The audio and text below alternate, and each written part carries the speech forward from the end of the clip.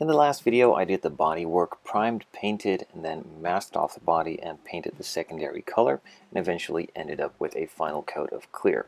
Now that clear was not the final clear, so I wasn't really going for a super smooth and nice finish. In this video, I'm going to be sanding that back smooth as possible for all the decals to be applied on top of the black areas, and then later on, of course, a new coat of clear on the entire body.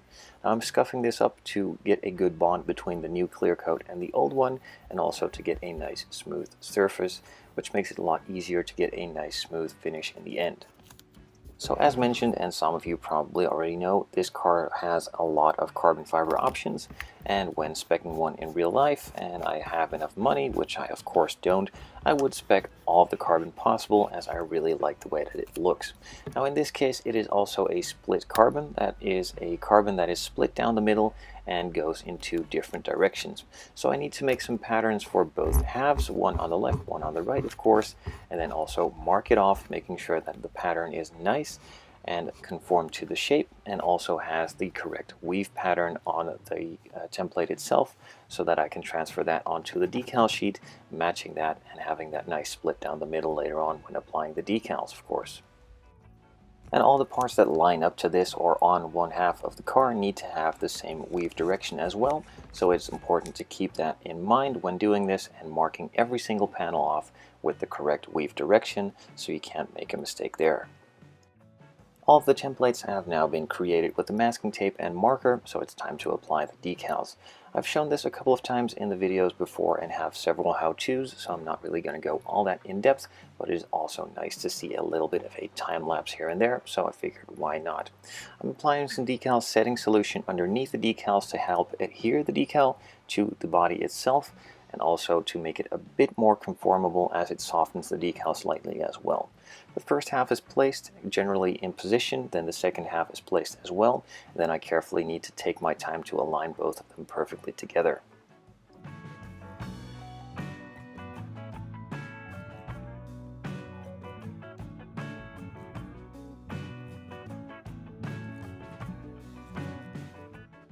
Once I'm happy with the position they both have, I lock down the center.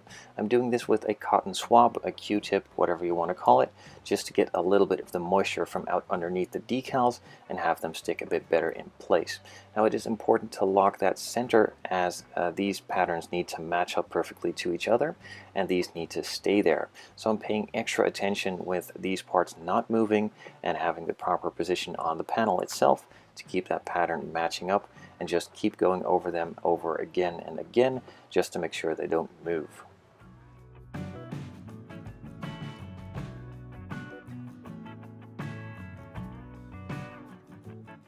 So the pattern is now matched up and locked in the middle pretty firmly. I just keep going over it again and again, as I mentioned, and also starting to form them with a bit of heat. I'm just using a hair dryer that gives a little bit of heat and speeds up the drying process, and also the process of the decal setting and softening solutions. I keep applying the decal setting solution on top until I'm happy with the general shape that the decals have, and then for the rougher work I will move over to the decal softening solution later on. While doing this, I'm still adding the heat with a hair dryer. This does speed up the process. You can do it without. That is all personal preference. It's also important to note that the cotton swab that I'm using is a little bit wet, as that makes it a little bit less sticky to the decals, and also it helps to apply the decal when rolling it over the surface and not dragging it over, as when you're dragging it over it can take the decal with it, and when rolling it over it just gently pushes it in place and doesn't really move the decal all that much. Also try to avoid some of the creases that are created in the decal once applying them with the cotton swab, as when you're pressing them down you can probably press the crease together and leave a bigger imprint in it. The decal softening solution should push these out and create a smooth surface, so just use some decal softening solution instead with a brush and heat it up, and they will just gently start removing themselves. With the first couple panels down, it's time to move on to the next couple of panels and just keep going until all of them are covered in pretty much the same manner.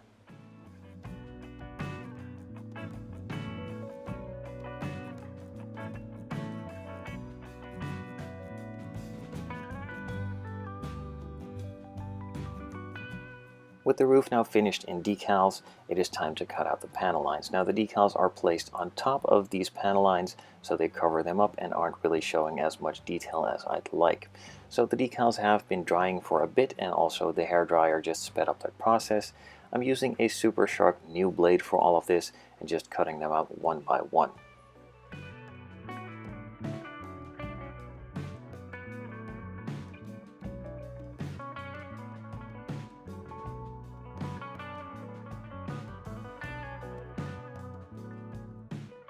After carefully cutting out all these panel lines out, it's time to move on to some more decal softening solution to have these edges fold into the panel line and create a nice clean crisp line.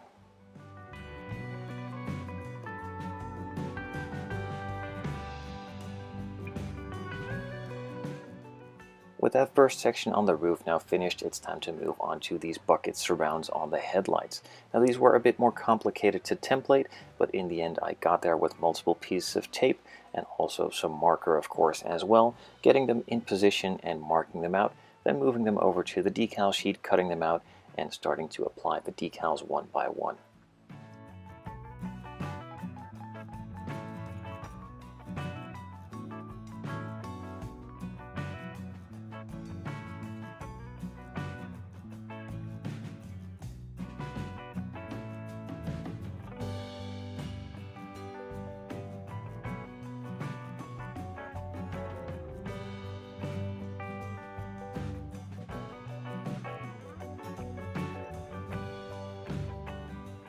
After finishing off these buckets, I moved on to some air inlets on the side and also one of the beauty panels around the engine bay as well. Once that was completed, I let the decals sit and cure overnight and then moved on to clear coating. For the clear coating stage, I'm going over the decals first just to give them an initial tack and also get used to the clear coat and accept the second layer a bit better. As if you're going over them for the first time really heavily, it can just glide off the decal and create a really nasty looking finish. So I would always advise to give a nice first thin coat to the decals and then move over them in a second coat with a bit of a heavier coat and go over the rest of the body as well, of course.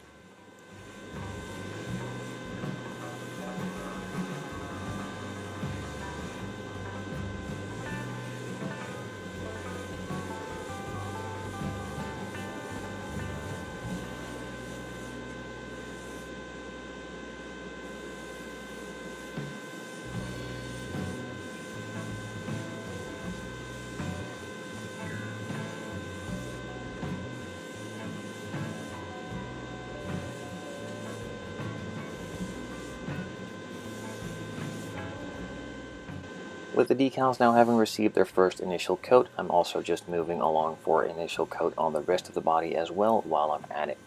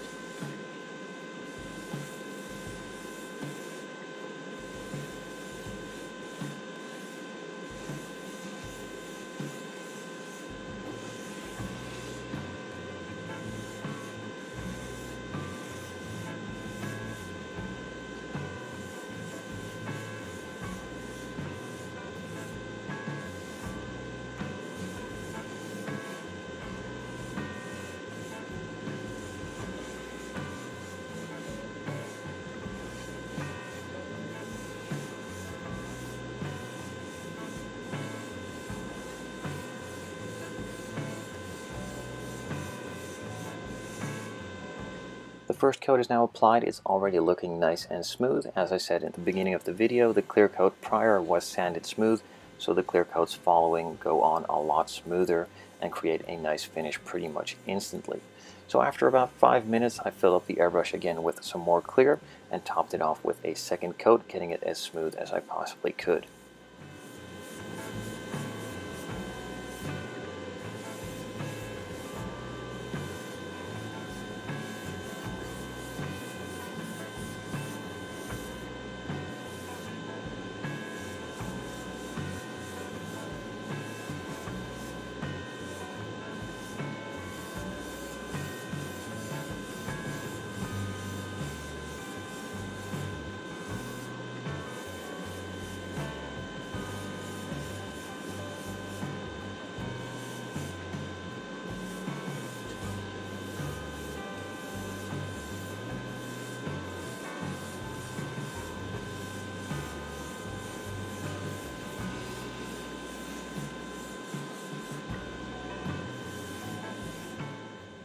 After applying the second coat of clear, the clear coating and painting for the body is completed, along with the carbon fiber work, of course.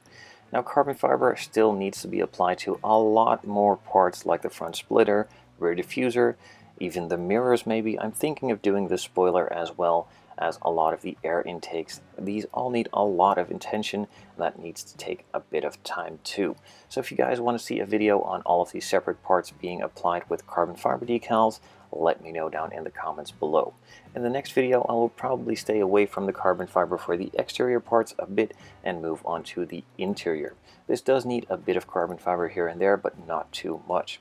So let me know down in the comments below what you think of the color and the carbon fiber, and what you want to see in the coming videos for this build series as well.